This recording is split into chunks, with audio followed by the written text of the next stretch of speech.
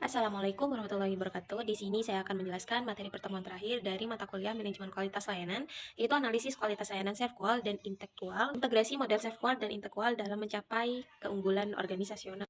Evolusi konseptual manajemen kualitas jasa di mana ada intangibility yaitu jasa tidak berwujud. Ekonomi bergeser. Aktivitas ekonomi saat ini itu bergeser yang awalnya dari manufaktur menjadi ke sektor jasa. Kemudian ada heterogeneity yaitu bervariasi antar layanan, di mana konsep kualitas layanan itu dapat berubah-ubah tergantung siapa yang melayaninya dan berubah juga mengikuti masa.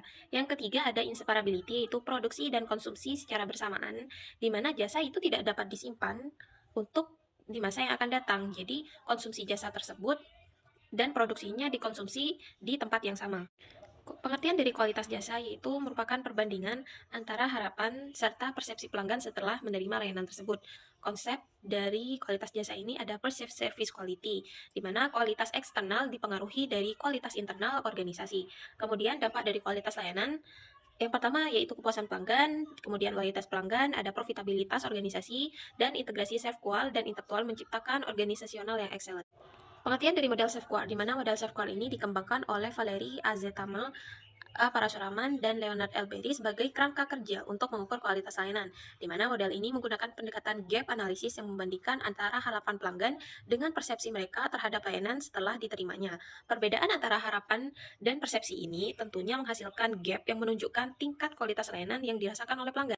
Di dalamnya ada 5 dimensi self-qual, di mana yang disingkat sebagai RATER yaitu reliability, assurance, tangible, empathy, dan responsiveness. Kemudian pengukuran self-qual dan 5 gaps model, di mana kuesioner 22 pertanyaan mengukur harapan dan persepsi pelanggan dengan rumus gap persepsi dikurangi harapan, di mana 5 gap model terdiri dari knowledge gap, standard gap, delivery gap, communication gap, dan customer gap untuk mengidentifikasi kesenjangan kualitas layanan. Kemudian ada pengertian dari intelektual dan dampaknya. Intelektual itu mengukur kualitas layanan antar bagian dalam organisasi, di mana karyawan dilakukan sebagai pelanggan internal. Kualitas internal yang baik meningkatkan kepuasan kerja, motivasi, dan produktivitas karyawan sekaligus mengurangi burnout dan frustasi kerja. Kemudian ada 7 komponen intelektual menurut Hallowell. Yang pertama ada tools, yaitu peralatan dan teknologi kerja. Kemudian ada policies procedures, yaitu kebijakan mendukung. Kemudian ada teamwork atau kerjasama antara departemen. Kemudian ada goal alignment, yaitu keselarasan tujuan. Kemudian effective training, yaitu pelatihan berkelanjutan. Kemudian ada communication, di mana komunikasi secara vertikal ataupun secara horizontal. Selanjutnya ada model interself-qual adaptasi untuk layanan internal, di mana internal gap pertama yaitu perbedaan persepsi manajemen terhadap kebutuhan pelanggan internal, yaitu karyawan antar departemen dengan kebutuhan aktual mereka. Kemudian internal gap 2 ada standar layanan internal yang ditetapkan tidak sesuai dengan pelaksanaan aktual di lapangan antar departemen. Yang ketiga adalah internal gap 3 yaitu ekspektasi dengan layanan internal yang diterima berbeda. Kemudian hubungan intelektual dan self-qual, di mana service profit chain menjelaskan bagaimana kualitas internal organisasi berdampak pada hasil bisnis, alur logisnya, kualitas internal atau intelektual, kepuasan karyawan, kemudian kinerja karyawan yang optimal, kemudian ke kualitas layanan eksternal yaitu self-qual, kemudian berpengaruh terhadap kepuasan pelanggan, kemudian berpengaruh juga terhadap loyalitas pelanggan, dan juga terhadap profitabilitas organisasi. Intinya model ini membuktikan bahwa investasi pada kualitas layanan internal dapat menghasilkan return melalui peningkatan kualitas eksternal. Dukungan manajemen meningkatkan assurance karena karyawan merasa didukung dan percaya diri dalam melayani pelanggan.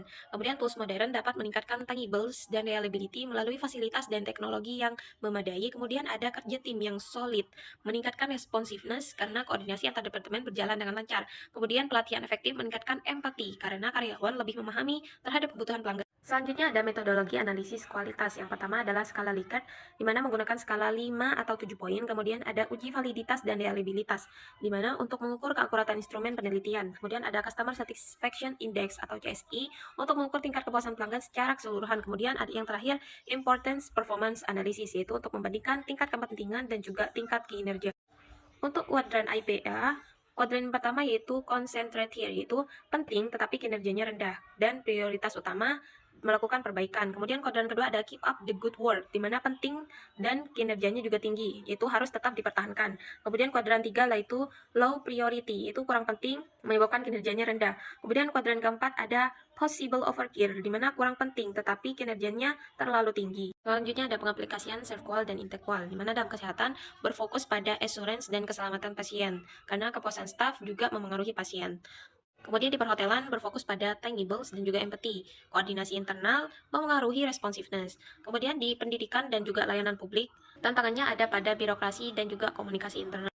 Untuk di tren masa depan kualitas layanan, eSafeQual untuk layanan digital mencakup kemudahan sistem, UI atau UX, dan keamanan data. Kemudian kompleksitas gap baru muncul seiring perkembangannya AI, sustainability, dan tanggung jawab sosial yang menjadi tantangan baru dalam mengukur dan mengelola kualitas layanan modern. Cukup sekian presentasi dari saya, kurang lebihnya mohon maaf. Wassalamualaikum warahmatullahi wabarakatuh.